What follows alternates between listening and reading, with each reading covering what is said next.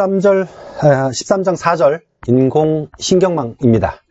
이 교재의 이제 마지막 섹션입니다. 제목이 인공신경망이죠. 제 전공인 인공지능 부분이긴 한데, 그리고 이 책의 마지막 섹션이긴 한데, 제가 좀 지금 텐션이 나지 않습니다. 왜냐하면 여러분 이제 인터넷이나 유튜브 같은데 많이 검색을 해보시면 인공신경망 또는 딥러닝 관련된 좋은 영상들이 엄청 많습니다. 첫째는 제가 그렇게 재밌게 못 촬영한다는 것이고요. 또 편집도 그렇고요. 그래서 이 꼭 영상을 촬영해야 되나 좀 지금 심각한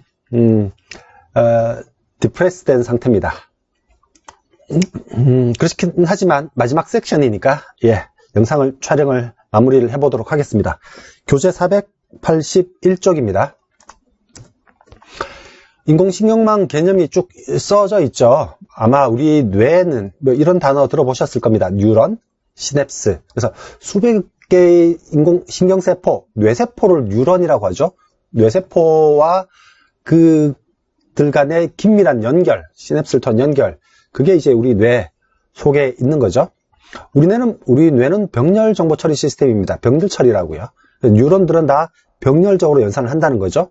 그래서 인공신경망은 이런 뉴런들끼리의 동작을 모델링해서 제 컴퓨터로 만든 거죠. 그래서 당연히 인공신경망도 이론적으로 당연히 분산 처리, 병렬 처리 구조입니다. 밑에 링크가 있고요. 링크도 하나 각자 한번 보셨으면 좋겠습니다. 이런 그림, 뉴런의 구조라는 그림 아마 중고등학교 때 생물 시간 같을 때 많이 보셨을 거예요. 한 번씩은. 그래서 뉴런이 있고 뉴런들끼리 연결되는 시냅스가 있는데 수상돌기니 축색돌기니 저는 사실 이 한자어로 된 단어일 것 같은데 뜻은 잘 모릅니다. 하여튼 굉장히 많은 뉴런들이 우리 뇌 속에 있고 그 뉴런들이 굉장히 복잡하게 얽혀져 있다. 이게 우리 신경망이죠. 우리 뇌 속의 신경망인데 우리가 지금 이야기하는 인공신경망은 이런 뉴런들의 동작 방식을 모델링했다라고 합니다. 근데 모델링했다는 게 인간의 뇌 또는 인간의 뉴런이 어떻게 동작하는지 정확히 이해하고 그와 똑같이 만들었다는 건 아닙니다. 아마 뉴런이 이런 동작을 하는 것 같아 해서 그와 비슷하게 만든 거지 우리 인간의 뉴런 동작 방식을 정확히 알고 따라 만든 것은 아니라는 점. 그래서 아까 이야기 드린 것처럼 그림 뭐죠? 이제 인공신경망인데, 그래서 우리가 신경망이라고 하면 뉴럴 네트워크이고, 옆에 artificial, 인공이라는 단어를 붙여서 인공신경망이라고 하죠. 그래서, 앞에서 보여드렸던 그 뉴런 하나하나를 이렇게 동그라미로 표시를 한 겁니다. 그래서 뉴런이죠. 뉴런들. 그래서 어차피 인공신경망이라는 게 어떤 입력이 들어가면 어떤 출력을 내주길 바라는 거죠. 그래서 어떤 뉴런은 입력을 받아들일 거고 어떤 뉴런은 출력을 뱉어내겠죠. 그래서 입력을 받아들이는 노드를 입력층, 출력하는 노드를 출력층이라고 하면 이 그림은 지금 출력층은 하나죠. 출력층에 있는 노드는 하나고요. 입력층은 다른 뉴런과 다르게 동그라미로 표현하지 않았는데 그래서 입력층에 있는 노드는 값을 그냥 전달만 한다는 뜻에서 그냥 이렇게 네모로 별도로 표시를 했습니다. 동그라미로 표시해도 상관없습니다.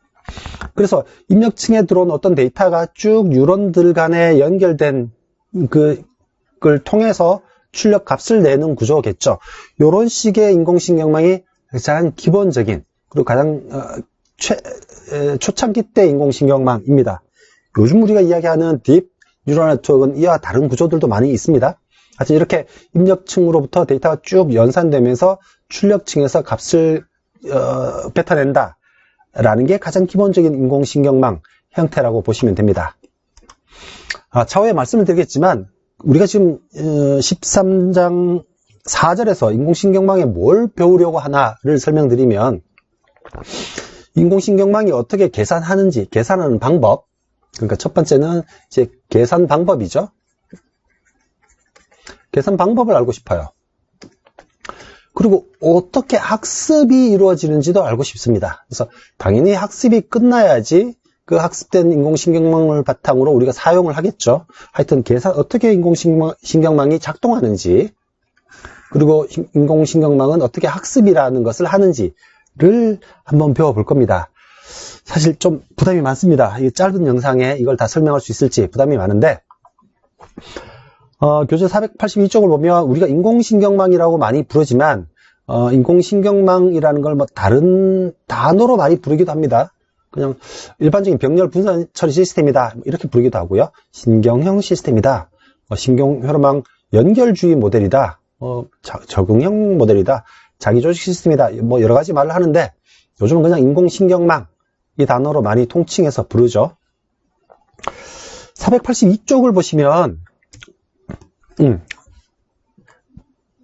초록색 바가 있습니다. 그래서 우리 요즘 딥러닝이라는 이야기 많이 하죠. 딥러닝이란 말은 딥러닝 인공신경망이라는 것을 함축하고 있습니다. 그러니까 우리가 딥러닝이라고 하면 당연히 신경망의 발전된 모델을 의미하는 겁니다. 이게 뭔지 개념을 좀 이따 설명을 드릴 텐데, 일단 딥러닝이라는 연구는 이론적으로는 1990년대 정도부터 연구가 이론적으로 되었어요. 근데 한 2010년도 들어서면서 딥러닝에 대한 연구가 폭발하게 됩니다. 그래서 딥러닝이라는 연구가 본격적으로 되기 시작한 것은 지금 2020년대 지금에서 한 10년밖에 안 되는 겁니다. 그래서 2010년대 즈음에 들어서 컴퓨터 하드웨어가 굉장히 빨라지고 데이터가 굉장히 많아지죠. 그래서 딥러닝이라는 신경망이 붐을 일으키게 되었는데, 딥러닝이 뭔지 그 이야기를 한번 설명을 해보죠. 아까 설명드린 것처럼 좌측에 있는 이런 신경망, 이놈은 지금 입력층과 출력층이 있는데 뭐 각각이 5개의 뉴런, 4개의 뉴런이 이루어져 있군요. 가장 심플한 신경망의 형태입니다. 근데 여기서 딥하다라는 건 무슨 말이냐면 입력층과 출력층이 딥하다라는 거예요. 그래서 사실 입력층과 출력층 사이를 히든 레이어, 은닉층이라고 하는데, 딥 뉴럴 네트워크는 그 히든 레이어가 굉장히 깊은 겁니다. 지금 여기는 3층이 있죠? 층이 3개인데, 일반적으로 딥 뉴럴 네트워크라 그러면 이 히든 레이어가 10개에서 수십 개까지 이루어집니다. 그러니까 굉장히 많은 연산이 이루어지겠죠. 그러니까 하드웨어가 빨라야 된다는 거고요. 그래서 이 복잡한 신경망을 학습시키려면 데이터도 굉장히 많이 필요하게 됩니다.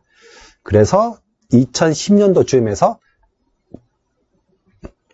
딥 뉴럴 네트워크, 딥러닝이 붐을 일으키게 된 겁니다. 네, 482쪽 퍼셉트론 한번 보죠. 퍼셉트론. 13장 앞쪽에서도 설명드렸지만 퍼셉트론이 가장 초창기에 만들어진 신경망 일종이에요. 퍼셉트론 그러면 영어로 어떻게 쓰죠? 퍼셉트론이라고 합니다. 여러분 트론이라는 영화 보셨습니까? perceive 그러면 뭐 인지하다 뭐 이런 뜻이죠. 그래서 트론 그러면 어떤 로봇 이런 의미가 떠오르죠. 그래서 퍼셉트론 그러면 하여튼 그런 뉘앙스로 장명을 한 것 같아요. 이렇게 한번 봅시다. 우리가 이제 학습이라는 게 뭔지를 한번 볼 건데, 학습, 러닝. 지금 2차원 데이터고요. 키와 몸무게 데이터를 측정해서 여러 사람들의 데이터를 한번 찍어봤다고 칩시다. 그럼 예를 들면 이 데이터는 키도 크고 몸무게도 무겁고가 되겠죠. 예를 들면 여기 있는 어떤 데이터는 키도 작고 몸무게도 가볍고 뭐 이렇게 되겠죠. 그래서 여러 명의 데이터를 키와 몸무게라는 공간상의 데이터를 찍어보면 아마도 이렇게 파란색으로 찍혀져 있는 이 지점에 있는 점들은 남자를 의미할 가능성이 많습니다. 뭐 일반적으로 꼭 그렇지는 않지만 일반적으로 남자가 키가 여자에 비해서 크고 몸무게도 많이 나가니까요. 여기 핑크빛으로 되어 있는 게 이제 뭐 여자의 데이터라고 가정을 합시다. 그래서 굉장히 단순화시켜서 설명한 겁니다. 그랬을 때 우리가 만들고 싶은 건 이런 겁니다. 어떤 점에 이 점에 그러니까 키가 이 정도 되고 몸무게가 이 정도 되는 이 사람은 남자일까 여자일까를 추정해 보고 싶은 겁니다. 뭐 키와 몸무게만 보고 아니, 말도 안 되는 이야기죠. 말도 안 되는 이야기이긴 한데 자, 학습, 러닝이 뭔지를 설명드리려고 하는 겁니다. 그러려면 이 데이터가 남자인지 여자인지를 학습하려면 기존에 만들어져 있는 이 파란색과 핑크빛의 데이터로부터 남자와 여자를 구분하는 어떤 선을 한번 찾아내면 되겠죠. 찾아내고 나서 새로 들어온 데이터가 이쪽에 있으면 즉 남자다, 아래에 있으면 여자다라고 판정하면 되겠죠. 그래서 요 직선의 방정식을 찾는 게 학습이라고요. 그리고 직선의 방정식 학습이 이루어졌으면 그 학습된 모델과 비교해서 새로 들어온 데이터를 결정하는 거, 그게 이제 테스트죠. 그런 겁니다. 그죠? 요 직선의 방정식이라는 개념, 그러니까 2차원 공간상의 직선의 방정식을 찾는 게 학습이다. 물론 3차원, 4차원, 고차원에 올라가면 방정식의 모양이 달라지겠죠. 근데 우리는 지금 2차원 이야기니까 이 직선의 방정식을 어떻게 찾는지가 학습이라고요. 그 문제를 우리가 지금 배우게 될 퍼셉트론이라는 초창기 인공신경망을 예로 들어서 설명을 드리려고 합니다. 예, 지금부터 퍼셉트론 한번 설명을 드리려고 합니다. 퍼셉트론. 잘 이해가 되실지 좀 걱정이긴 한데 한번 설명해 보겠습니다. 지금 보시는 이 그림이 가장 간단한 퍼셉트론입니다. 입력층이 있고요. 여기 입력층이죠. 그리고 출력층이 있습니다. 출력층은 뉴런이 하나만 있어요. 입력층은 예를 들면 여기가 이제 키라는 값을 받아들이는 입력 노드, 여기가 이제 몸무게를 받아들이는 노드라고 칩시다. 입력 노드 여러 개 있다는 말은 그 이외에 피부색, 여러 가지 값들을 더 볼 수도 있겠죠. 그러면 입력 노드의 개수가 많아지면 되는 겁니다. 그렇게 해서 입력층 하나, 출력층 하나, 그리고 입력층과의 각각의 노드와 출력층 노드가 다 연결되어 있는 이런 구조가 가장 간단한 퍼셉트론이에요. 이게 한 층, 웨이트라는 요 연결층이 한 층이어서 단층 퍼셉트론이라고 합니다. 단층 퍼셉트론, 싱글 레이어, 단층 퍼셉트론이라고 하는데요. 요 상황에서 한번 설명을 드려보겠습니다. 그래서 요 그림을 머릿속에 익혀 두신 상태에서 다음 화면을 한번 보시기 바랍니다. 그래서 지금 이 문제는 요게 출력층 노드입니다. 출력 노드예요. 요게 입력 노드고요. 입력 노드고요. 그러니까 입력 노드 2개, 출력 노드 하나가 연결되어 있는 가장 간단한 퍼셉트론입니다. 이 퍼셉트론의 동작 방식을 설명하기 전에 우리 2차원 공간상의 직선의 방정식이 있죠. X축과 Y축이 있으면 직선의 방정식을 그리는 식이 있죠. 보통 우리가 Y는 AX 플러스 B라고 합니다. 요 A는 기울기, B는 Y 절편을 의미하죠. 근데 요 식을 조금 다른 형식으로 쓸 수 있습니다. 요렇게요. 요걸 이렇게 하면 되겠죠. AX 마이너스 Y 플러스 B는 0 이렇게 해서 앞에 있는 개수들을 조절하면 요렇게 표현할 수 있습니다. 뭐라고요? 이게 직선의 방정식이라고요. 2차원 공간상에서. 직방이 돼버렸네요. 이럴 때 이 직선의 방정식을 결정하는 요 Y, 기울기 Y절편의 값은 요 앞에 있는 파라미터가 되는 겁니다. A, B, C라는 개수가 의미를 하게 돼요. 지금 이 말씀을 왜 드리는지 그걸 지금 또 다시 이전 슬라이드로 돌아가서 설명을 드리겠습니다. 네, 이제 원래 슬라이드로 돌아왔는데요. 지금 퍼셉트론이죠. 퍼셉트론이고요. 이 퍼셉트론의 기본 연산을 설명드리려고 합니다. 뭐냐면 입력층에 들어오는 값은 입력 노드는 연산을 하지 않아요. 그러니까 출력층 노드만 연산을 하게 되는데 이 출력층 노드는 어떤 연산을 하냐? x0 곱하기 w0 더하기 또 x1 곱하기 w1 더하기 점점점 마지막 노드 입력값 곱하기 wn-1 이거 다 더하는 거라고요. 그래서 x0 곱하기 w0 더하기 x1 곱하기 w1 점점점점 이제 마지막까지 다 더하는 거라고요. 이게 다예요. 그래서 출력층의 노드라는 계산하는 것은 그 출력층 노드로 들어오는 입력과 그 두 개를 연결하는 웨이트라고 합니다. 웨이트. 우리말로는 가중치겠죠? 왜 가중치라는 의미를 하는지는 나중에 설명드릴게요. 그래서 입력값과 가중치들의 곱의 합입니다. 식으로 나타내면 이렇게 하면 되겠죠. 이게 출력층 노드가 하는 일 전부예요. 너무 간단하죠. 그래서 아마도 인간의 뇌, 동물의 뇌에 있는 뉴런들은 굉장히 많은 노드가 각각은 굉장히 단순한 연산을 병렬로 연산한다라고 우리가 가정하고 있습니다. 인공신경망도 그렇게 구현되어 있고요. 그래서 요 값을 네트라고 합시다. 네트 값이라고 하면 우리가 어떤 판단을 내리려면 보죠. 우리가 어떤 판단을, 여기 지금, 요게 네트 그림이죠. 우리가 어떤 판단을 하려면 이 아웃풋 노드가 만든 이 값이 남자다 또는 여자다라고 결정을 해야겠죠. 그래서 출력 노드는 이 네트 값을 계산한 후에 이 네트 값이 예를 들면 어떤 정해진 t, threshold 값보다 크면은 1 아니면 0을 출력하는 어떤 함수를 거쳐야 됩니다. 그걸 활성화 함수라고 하는데요. 그래서 이렇게 계단형으로 이루어진 함수를 계단형 활성화 함수라고 합니다. 그런데 이 계단이 남녀를 1, 0으로 표현할 수도 있고요. 또는 1, -1로 표현할 수도 있겠죠. 그래서 이렇게 0, 1로 표현되는 것을 단극성 계단함수라고 하고요. 또는 오른쪽 그림처럼 -1과 1로 표현되는 것을 양극성 계단함수라고 합니다. 뭘 써도 됩니다. 근데 일단 양극성 계단함수로 설명을 드리면 이 네트 값이 어떤 정해진 값보다 크면 1, 어떤 정해진 값보다 작으면 -1로 판단한다고요. 그러니까 실제로 앞으로 돌아가면 이 출력층의 값, 실제 y 값은 네트 값을 정해진 스레숄드 값하고 비교해서 1이나 0 또는 1이나 -1을 출력하는 게 실제 출력 값이 되는 거죠. 예, 그렇게 되는 겁니다. 그래서 그 전체를 식으로 설명하면 이렇게 될 수 있어요. 우리 수학 시간에 내적이라는 거 배우셨습니까? 예를 들면 x1, y1으로 되어 있는 데이터와 내적하기를 x2, y2 벡터를 내적하면 같은 위치에 있는 겉길의 곱의 합이죠. 그래서 x1 곱하기 x2 더하기 y1 곱하기 y2 이게 내적이라는 연산이에요. 그래서 앞에 있는 네트를 계산하는 요게 벡터로 치면, 즉 x 벡터, w 벡터로 치면 x 벡터, w 벡터의 내적이라고요. 그래서 그 내적한 값이 -t보다 크면 1.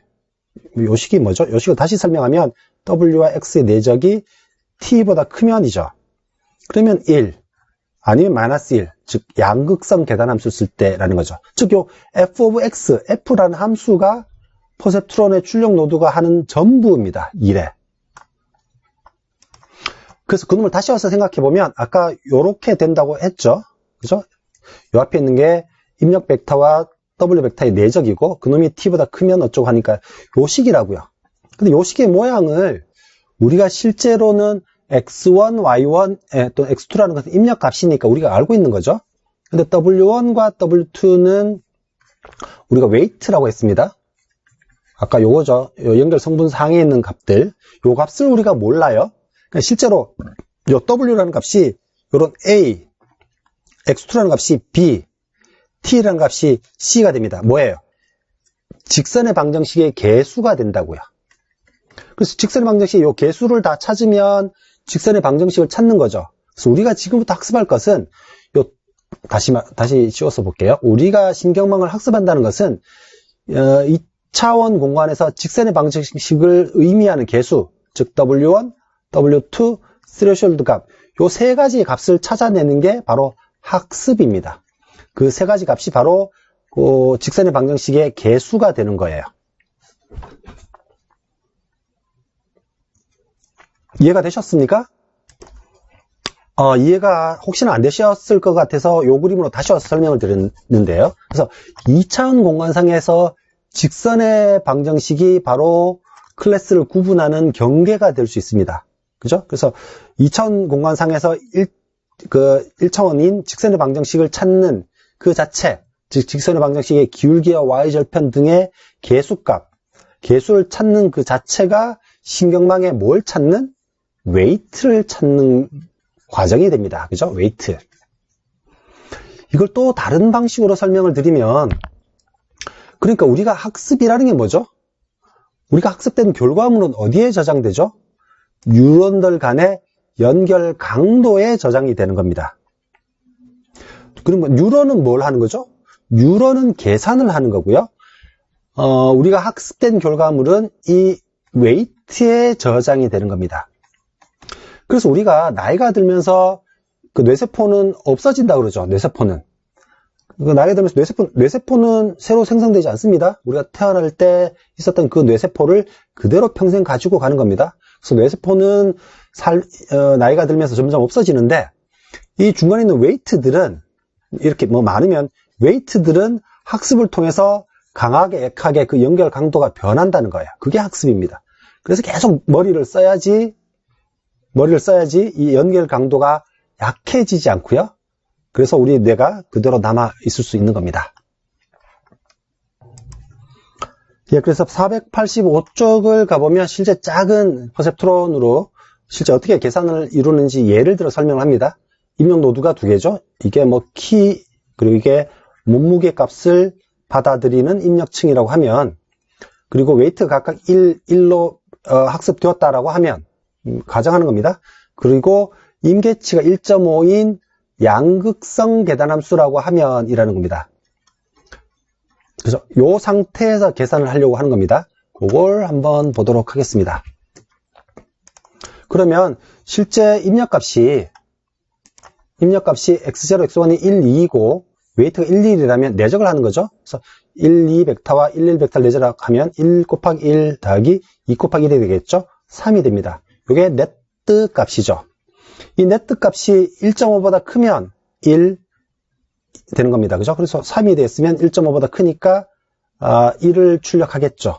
뭐 이게 퍼셉트론의 동작 방식 다 합니다. 굉장히 간단하죠. 그런데 지금부터 이제 여러분들이 배우셔야 되는 내용은, 아셔야 되는 내용은 이 웨이트 값을 어떻게 학습으로 구하느냐 하는 이야기입니다. 그 이야기를 지금부터 설명드릴 텐데, 그래서 이제 학습 알고리즘을 설명하기 전에 하나만 더 설명을 드릴 건데요. 우리 교재 486쪽을 보시면 됩니다. 지금 상단에 있는, 슬라이드의 상단에 있는 이 그림은 앞에서 봤던 그림이에요. 그래서 어떤 그림이냐면 입력 노드가 두 개 있을 때 그 네트 값을 내적 연산처럼 계산하고 그놈을 임계치와 비교하는 거죠. 그랬을 때 요 W0, W1 그리고 임계치 이 세 개의 값을 학습을 통해서 획득을 해야 됩니다. 요 임계치라는 값도 학습을 통해서 구하는 겁니다. 그런데 이렇게 하니까 웨이트를 따로 학습하고 임계치를 따로 학습하고 이렇게 하려니까 귀찮다는 거죠. 그래서 조금 잔머리를 굴립니다. 그래서 이 그림을 이렇게 변형시키는 거예요. 실제로는 x0, x1 두 개 입력밖에 없는데 입력 노드를 하나 더 만듭니다. 그래서 그 입력 노드는 언제나 1이 들어가게 만들어요. 이 놈을 바이어스 항이라고 하는데요. 그러면 이 입력 노드와 출력 노드의 연결 강도가 생기겠죠. 그러면 네트를 계산하면 이렇게 세 개의 값이 나오겠죠. W0, W1 그리고 W2는 곱하기 1이니까요. 1은 없어도 되는 거니까 이렇게 구할 수 있습니다. 근데 요 놈을 마지막에 더미 노드, 바이어스 항에 추가된 요 놈을 t와 같이 간주해 주면 돼요. 그러면 이제 t라는 값은 이제 언제나 0이 되는 겁니다. 이제 t라는 값을 생각하지 않고 대신 W2로 생각하면 된다는 아이디어죠. 그래서 요 놈이 바로 바이어스 항이라는 겁니다. 그래서 실제 입력은 2차원 데이터인데 차원을 하나 더 늘려서 요 놈을 바이어스 항을 하나 만들어 두면 임계치, 즉 스레시홀드 값을 별도로 고려하지 않아도 되는 편리함이 있어요. 그래서 우리는 지금 이렇게 가정을 할 겁니다. 그래서 이제부터는 임계치라는 값은 생각하지 않고요. 다 그냥 웨이트만 학습하면 된다라고 생각하면 됩니다. 이 상황에서 학습하는 방법을 설명드릴게요. 네, 그래서 이제 486쪽에 있는 퍼셉트론의 학습 방법을 설명드릴 텐데 굉장히 간단합니다. 물론 퍼셉트론 학습 방법이 하나만 있는 것은 아닙니다. 여러 다양한 변형된 방법이 있는데 지금 제가 소개시켜 드리는 방법은 굉장히 단순합니다. 근데 처음엔 이해하기 쉽지 않을 수도 있어요. 그래서 이해가 안 되시면 다시 돌려보시고 또 교재도 읽으시면서 몇 번 보시면 이해가 되실 거고요. 이해가 되고 나면 굉장히 단순하다라는 것을 알 겁니다. 다시 한번 정리하면 인공신경망을 학습한다는 것은 가중치를 학습한다는 거죠. 가중치, W를 학습하는 거죠. 근데 가중치를 계속 반복하면서 학습합니다. 우리가 어릴 때 생각해도 영어 알파벳을 공부할 때 한 번만에 모든 알파벳을 외우지 않았죠. 계속 반복적으로 외웠죠. 어떻게 외우죠? A부터 Z까지 영어 알파벳의 모양을 학습할 때 계속 돌려가면서 학습하다가 맞춘 거는 건너뛰고 틀린 것만 계속 반복적으로 학습하죠. 그 방법과 똑같습니다. 그래서 기본적으로는 퍼셉트론의 가중치 학습, 웨이트 학습은 입력값들에 대한 출력값의 오류를 최소화하는 방향으로 계속 학습이 일어납니다. 한번 직관적으로 한번 설명을 해볼게요. 우리가 웨이트를 학습하는 거라고 했죠. 그럼 처음에는요, 웨이트를 랜덤하게 만들어 두겠죠. 랜덤하게 모르니까요. 랜덤한 값으로 만들어 둘 겁니다. 그랬을 때 입력 데이터를 하나 보여주고 쭉 계산을 하겠죠. 내적을 구하는 값하고 그 내적 값을 활성함수, F라는 활성함수를 통과시키면 그게 Y 출력값이 되겠죠. 우리 지금 사용하는 퍼셉트론은 지도학습입니다. 앞에 지도학습, 비지도학습 설명드렸죠. 그래서 입력값을 보여주면서 데스티네이션 값, 원하는 출력값도 가르쳐 주는 거죠. 우리 이 문제에서는 플러스 1인지 마이너스 1인지 가르쳐 주겠죠. 그래서 입력을 주고 쭉 계산한 그 Y 값이 D와 같을 수도 있고 다를 수도 있어요. 그때 D 빼기 Y를 residual, 에러라고 합시다. 그럼 뭐죠? 만약에 에러가, 그러니까 D 빼기 Y가, D 빼기 Y가 짝수라면, D 빼기 Y가 플러스라면, 즉, D가 Y보다 크다면이죠. 그래서 원하는 값이 만약에 플러스 1을 출력해야 되는데 마이너스 1이 나오면 웨이트를 어떻게 수정해야 될까요? 웨이트를 더 크게 만들어줘야겠죠. 그게 델타 W입니다. 델타 W. 다시 지우고 설명해 볼게요.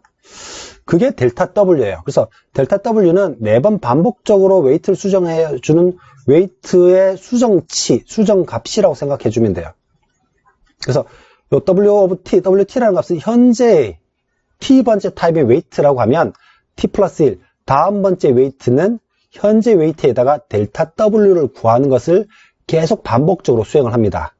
그러면 그 델타 W는요, 아까 말한 것처럼 D 빼기 Y 값이에요. YT라는 말은 T번째의 Y 값이니까 바로 요 값을 의미합니다. 밑에 있는 요 값. 그래서 D 빼기 Y가 플러스라는 말은 D가 더 크다는 말이고, 그럼 Y를 더 키워줘야 되니까 Y 값을 키워주려면 웨이트를 키워줄 수밖에 없죠. 그래서 델타 W에는 그 에러 값, 즉 R 값이에요. R 값을 반영해 주면 됩니다. 근데 이 이야기는 입력값이 양수일 때죠. 양수가 아니고 만약 입력값이 음수라고 쳐봐요.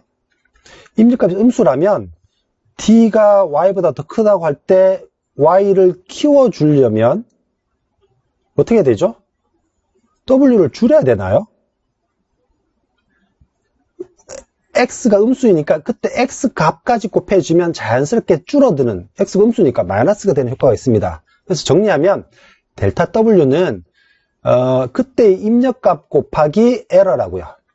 입력값 곱하기 에러 값을 반영해서 델타 W 해주면 되는데 그놈을 바로바로 반영해주면 에러가 성큼성큼 크게 바뀝니다.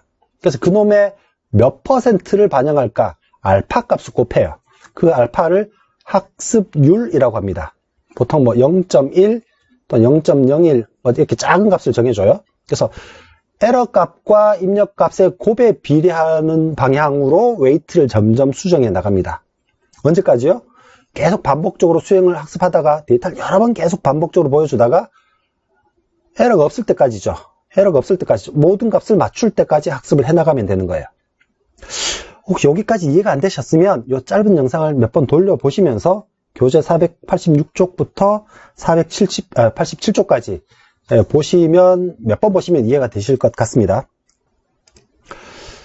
그래서 정리해서 설명을 하면, 웨이트를 학습하는 건데, T번째 웨이트에서 T 플러스 1번째 웨이트로는 델타 W, 웨이트 변화량을 더해주면 되는데, 그놈의 변화량은 에러 값에 비례하게, 또 입력 값에 비례하게 수정한다.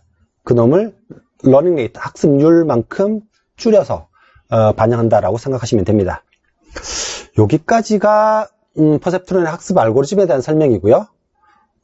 그 다음 번째 내용은 다층 퍼셉트론입니다. 아까 퍼셉트론이라 그러면 기본적으로 단층이죠. 1층입니다.